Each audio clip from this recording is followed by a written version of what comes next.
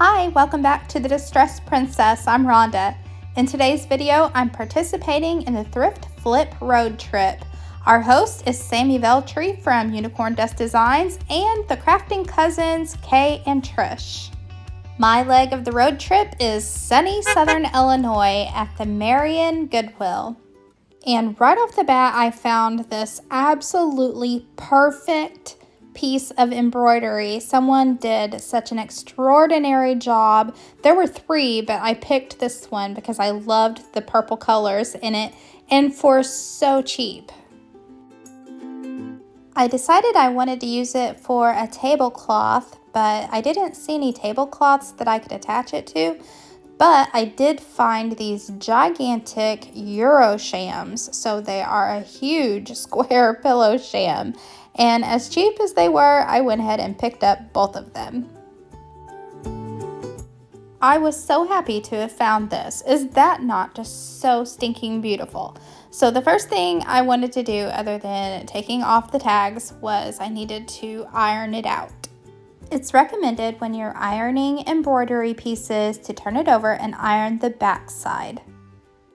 And while I was ironing, the pillow shams were in the washing machine to wash. And once the pillow shams were dry, I ran the iron over them as well. The next thing I needed to do was trim around the embroidery piece, and I made sure that it was straight and square.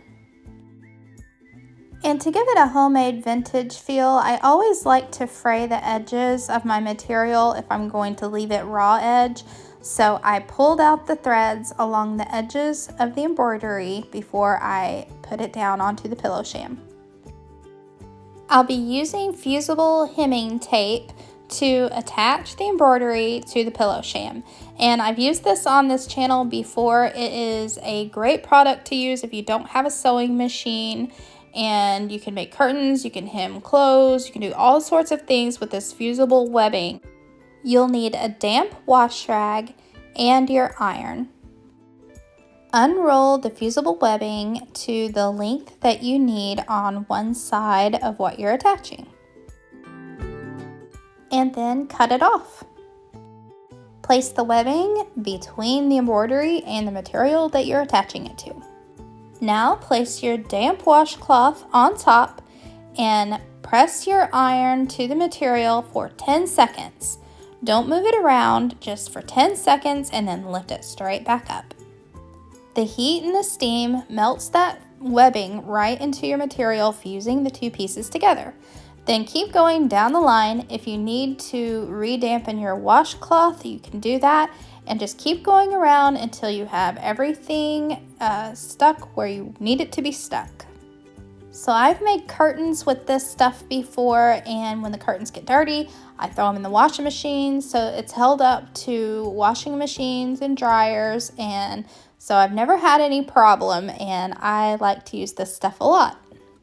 And that's it, guys. I just did all four sides using the heat bond tape, and now I have a beautiful embroidered tablecloth, which can also double as a giant European pillow sham if I wanted it to, because it still has that capability. I didn't cut the sham or anything, so it pulls double duty.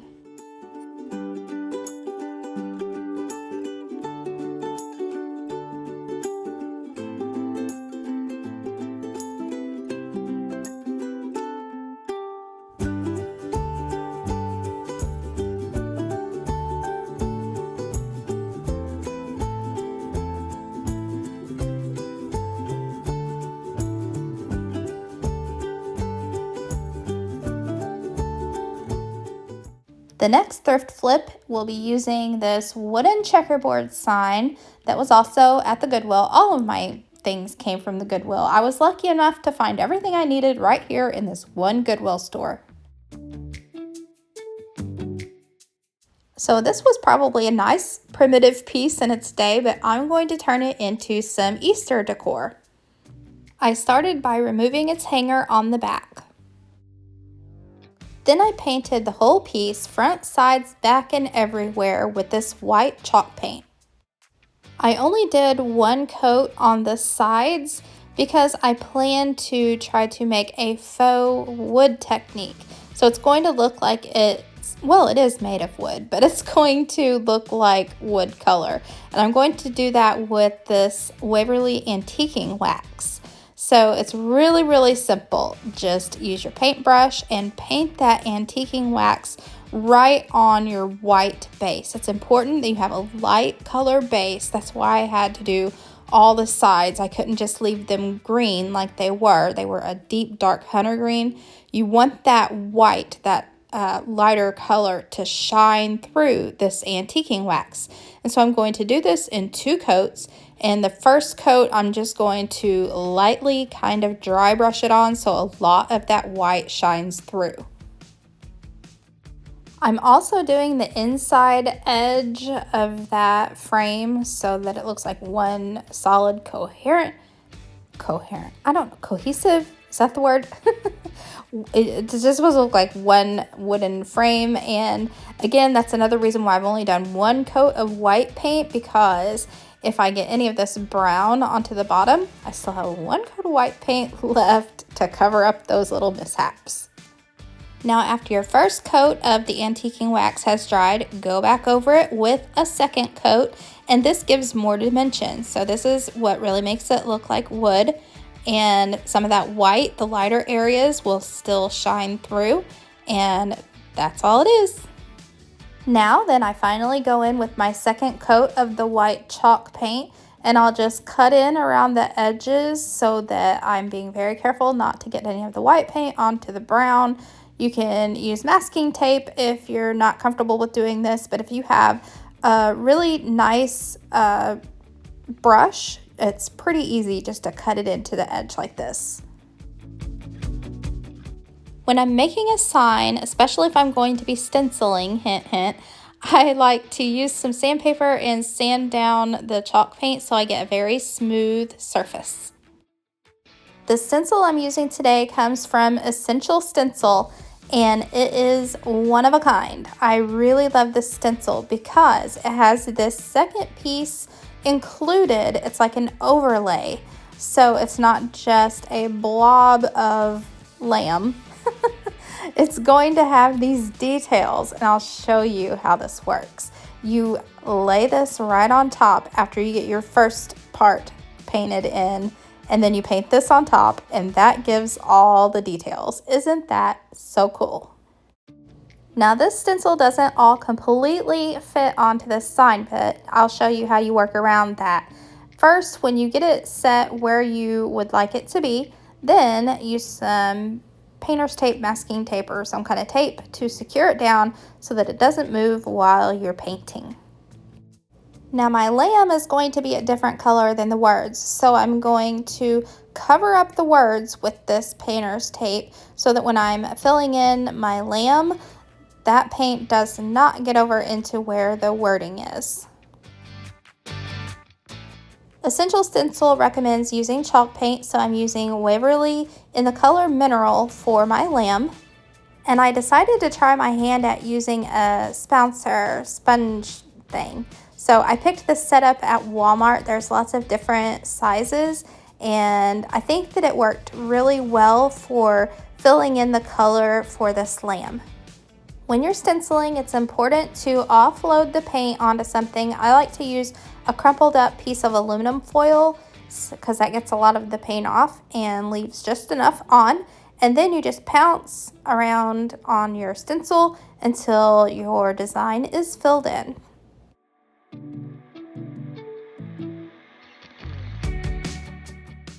Then I removed the tape that was covering up the lettering because that's what I'm going to work on next. And before moving on, I decided it would be a good idea to dry up the paint on the lamb so that it doesn't get smudged or messed up. Then I put a strip of tape down to protect the lamb from the black paint that I'm going to use for the lettering. And I'm using black chalk paint. So I have only ever used a stencil brush when I'm doing lettering, but I've always wondered if the spouncer brush would be better for lettering because I've seen it done both ways, and I guess people have their preferences. So I wanted to lay to rest for myself which one I like to use better. So you'll see both ways and you can decide which way might work better for you. So the first way I'm trying is with this bouncer brush. And again, it's very important to offload the paint and try to do as little paint as possible on your stencil. But I felt like when I was using this bouncer brush that the sponge part was soaking up so much of the paint that I was having to reload it fairly often. And I think that really led to there being too much paint. And so then when I lifted this up, and you will see there is a terrible amount of bleed through. So I dried that up, sanded it down, and painted back over it for take 2. And this time I'm going to use a stencil brush. Actually, I'm going to use the company's Essential stencil brush. So you dip your paintbrush into the paint, you get just a little bit onto the end of the bristles, and then you offload as much of it as you can onto something. And again, I like to use some wadded up aluminum foil. It works great. Then you go down to your stencil and make little swirling motions, just little circles. And I could tell already that this paint was going a lot further than when I was using this bouncer brush. I would have already had to reload with this bouncer brush, and this paint is going on so much better with this stencil brush, and I'm not having to reload, so I'm already feeling like it's going to turn out better. And I didn't mention this part before, well, I sort of did. The whole thing won't fit on this sign, so I'm not filling in the Matthew part yet. I will get to that later. And so here's the reveal using the Essential stencil brush, and way better, like no bleeds whatsoever. So now I know for myself when I'm doing wording especially that I think the stencil brush works better. The bouncer brush worked fine on the lamb because I think that was a bigger area to cover and that was fine. But as far as wording and lettering, I will always use a stencil brush from here on. After I made sure that paint was all dry, then I got the overlay, and oh my gosh, this is where it gets really fun. I love this overlay. When you have it centered correctly over the lamb, then tape it down. And I used my stencil brush again because it was tiny little details. So I'm just using those small circular motions going all over the overlay. And here's the reveal. And I love it so much. I love those details. It'd be fine without it too, but oh my gosh, how I do love those details. Now we need to add the Matthew part down in the corner. So I just positioned the stencil where it would fit onto the sign and taped it down and used the black paint to stencil that on.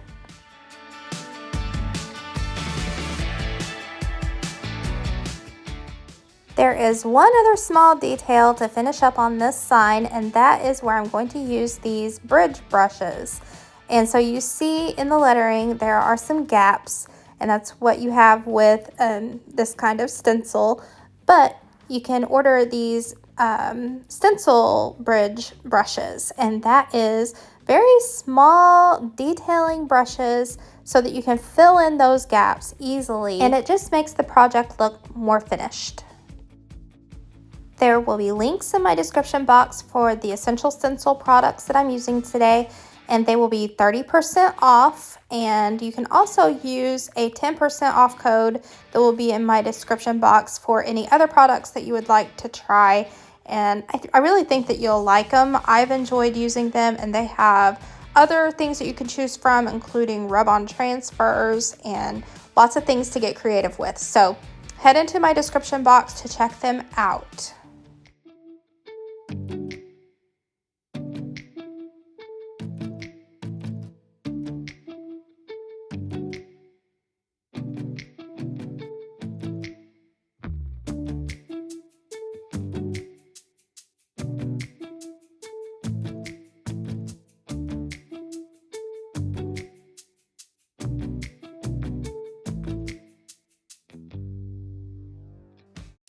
Say hello to Trish and Kay. They are the crafting cousins, and they are the ones that came up with this wonderful Thrift Flip Road Trip challenge. These girls love to go to the Goodwill store and do lots of thrifting and flips for you. And I'd also like you to say hi to Sammy Veltri from Unicorn Dust Designs. She is the co-host this month. And Sammy has really been on the bandwagon for thrifting lately, so she has lots of videos to share with you. She shares her thrifting hauls and also what she does with them once she gets them home. Links for their channels will be down in the description box below, along with the playlist, so you can see all the other creators on the road trip. Back at the Goodwill store, this was the find. This was the deal. This pretty cottage terrarium looking glass, well, it's not really glass, it's plexiglass, but it was only $3, and oh, the potential. So the first thing that needed to happen when I got it home was, well, it needed cleaned up. But before I got to cleaning it up, I decided I wanted to remove what I thought was glass, but it really turned out to be plexiglass, so just plastic. So I wanted to remove them all together, and I wasn't entirely sure if I wanted to put them back in place or not. So you have to wait and see if I did. But they had these little tabs that I popped up with a screwdriver, and I was easily able to remove those plastic pieces. After a good cleaning, then I went over it with just one coat of white chalk paint. You could use spray paint if you like. It was raining at my house, so I wasn't able to go outside and spray paint. But I kind of liked this technique anyway because it looks old and vintage with that black kind of shining through the chalk paint, and I was able to manipulate the paint and give it brush strokes where I wanted it to have brush strokes and leave some bare spots where I wanted it to have bare spots. So go with whatever you like to do, but I think I actually preferred this to spray painting. And I decided to leave the plexiglass out of it so that the greenery that I put inside can kind of spill out outside of it, and I think that's a really pretty look. So this is just some leftover eucalyptus greenery that I've just had laying around. I just tucked that down inside with another little piece of floral that I've had, I think came from the Dollar General store, honestly, for like $1 last spring. And then an Easter bunny that my mama got me.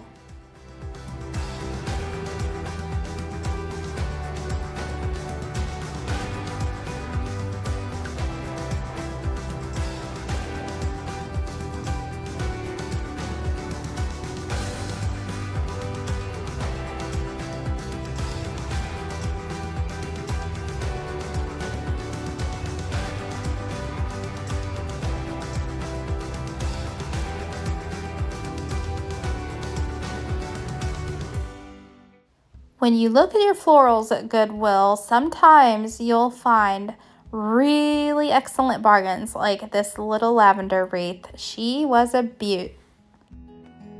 I really loved this wreath exactly the way it was. I really didn't see adding anything to it. I didn't see flipping it into anything else. So what I decided to do was make something to go with it. And I decided it should be a simple wooden cross for Easter. I have these 2 pieces of wood that came from the Dollar Tree. They're $1.25 each, and I removed their sticky tags. But instead of having one piece stacked on top of the other piece, I decided to cut them. And so I measured from the center, so the one that's standing up vertically, I measured out from the sides 10 centimeters worth of this wooden plank on each side of that vertical piece. I made my marks where I would be cutting, and then I just used my hand saw to cut them. So now you should have 3 pieces that look like this. I made a mark on the vertical part of the cross where the arms will attach, and I used wood glue to attach them. You'll need to be patient and let this wood glue set and cure for at least an hour before you go on to messing with it anymore. Now, it would be really excellent if you have a Craig jig and you can do a like drilled hole into the two pieces. You know what I'm trying to talk about, but I don't have that. So I thought I would try to drill a hole and put a screw in, and it just broke off my piece. And so I kind of had to start over with my reattaching. But that's the best case scenario, is if you have a Craig jig and you can put a screw in to hold this together. But yeah, that doing it without a Craig jig, I couldn't figure it out. So back to square one for me. I reattached mine with wood glue only, and I'll just have to be really careful with mine. But I recommend putting screws here and here if you can. Next, you'll need a base for it to stand on. So I'm using this wood plank from the Dollar Tree, and you could use a screw and put through the bottom of the wood plank up through the bottom of the cross, and that would hold it steady. But I'm just going to go ahead with the wood glue as what I had to use for the rest of it, so I just kept with the wood glue. Now that it's built, let's paint it up. And I'm starting with a layer of truffle brown chalk paint. I was imagining a chippy paint look, so the top layer will be white with this brown peeking out from underneath. And I'm going to use candle wax to get the chippy look, and I'll show you just how I do all of that. So it's really simple. Just rub a candle on the places where you would like that brown paint to show through, and then paint on your top coat, which for me was white chalk paint. Now, what I'm about to tell you might not sound right, but the sloppier the better, I think. When you're trying to make something look weathered, old, and rusted, like I'm trying to make this cross, you don't want a whole lot of uniformity. I like it better if there are thick globs of paint in some places and thin places where there's not a lot of paint. It just automatically makes a piece look older and worn. And especially when you're applying heat to help dry the chalk paint, those thicker places will automatically crackle, because that's what chalk paint does with heat. Now, after you've let your chalk paint dry, either with a heat gun, hair dryer, or just let it dry by itself, now it's time to take a scraper, and where you put that candle wax will easily scrape off, revealing the brown paint underneath. Then just add your mini wreath and you're done. You could add a hook if you wanted to, but I wanted to just prop my wreath up because I was a little bit afraid to try to hammer a hook onto my cross because it was only held together with wood glue. But yours will be sturdier because you're going to use screws, right?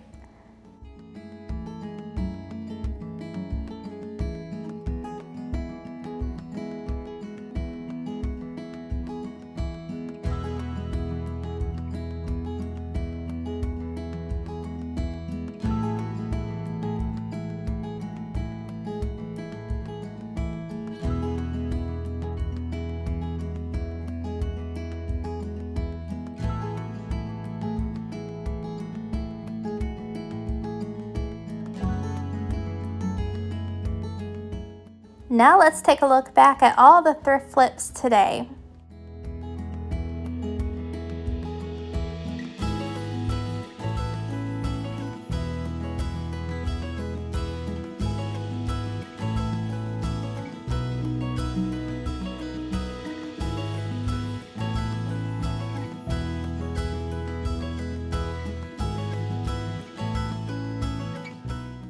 Thanks for joining me on this road trip. The playlist is down below in my comments and in the description box, so you can see what everyone else made. And also, don't forget Essential Stencils, the links for the discounted items and the discount code for all the other items. They are in my description box, so have fun shopping, and I'll see you next time. Bye!